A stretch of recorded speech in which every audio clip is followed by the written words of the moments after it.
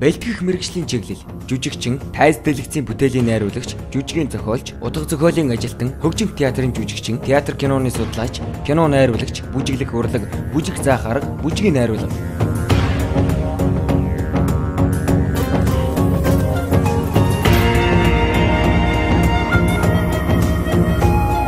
Соёлын сургуулийн тайз дэлгэцийн урлагийн сургууль бол Монгол улстай театр, киноны жүжигчин бэлтгэдэг найруулагч, кино судлаач, урлаг судлаач, кино жүжигийн зохиолч, бүжигчин, бүжигийн багш, балетмейстер бэлтгэдэг Монгол улсын цорын ганц ийм сургууль гэж ойлгож байна.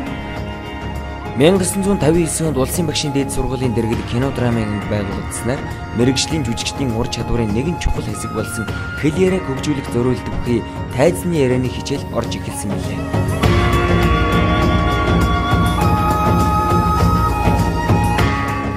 1994 онд мэргэжсэн тайзны ярианы тэнхим гэж бие даасан тэнхим байгуулагдсан нь тайзны ярианы сургалтын өнөөдөр болоод ирээдүйд тодорхойлох юм чухал хүчин зүйл болсон.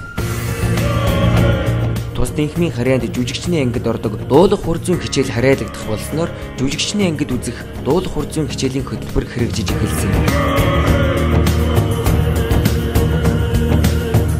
Аливаа хүний байгалаас заяасан өгүүлэх, дуугарах, амьсгалах эрхтний үйл ажиллагааг боловсруулах, хөгжүүлэх, их хэлнийхээ дуудлага зүйн хэн хэмжээг чанд мөрдөх, утга төгөлдөр уран ярих ухаанд сургах асуудлууд нь тайзны ярианы хичээлийн мөнхийн зорилго билээ.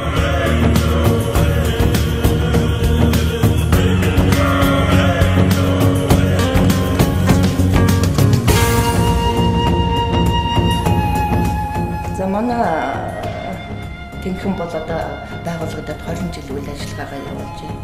Тэгээд 20 жил гэдэг чинь нэг бодлын болон урт хугацаа, нэг бодлын бас богино хугацаа. Гэтэ энэ хугацаанд бол одоо Монгол улс дээр Монгол улсынхаа одоо бүжгийн сургалтанд нэлээд их зүйлийг хийсэн байна гэж үзэж байгаа.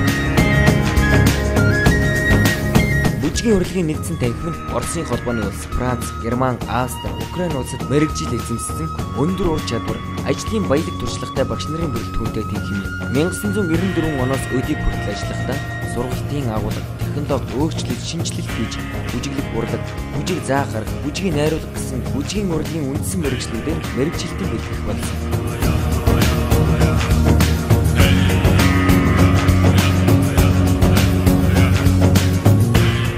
Манай найруулагч жүжигчний урлагийн тэнхим бол соёл урлагийн сургуулийн ууган тэнхим.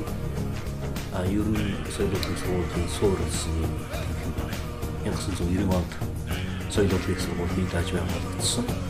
Энээс бол мэргэжлүүдийн төрөл боловсрч урлагийн тайзны бэлгэцийн энэ урлагийн нийгмийн шинжийг бүрдүүлдэг энэ олон мэргэжлүүдээр мэргэжил болгоно гэж хэлсэн. Авч байна.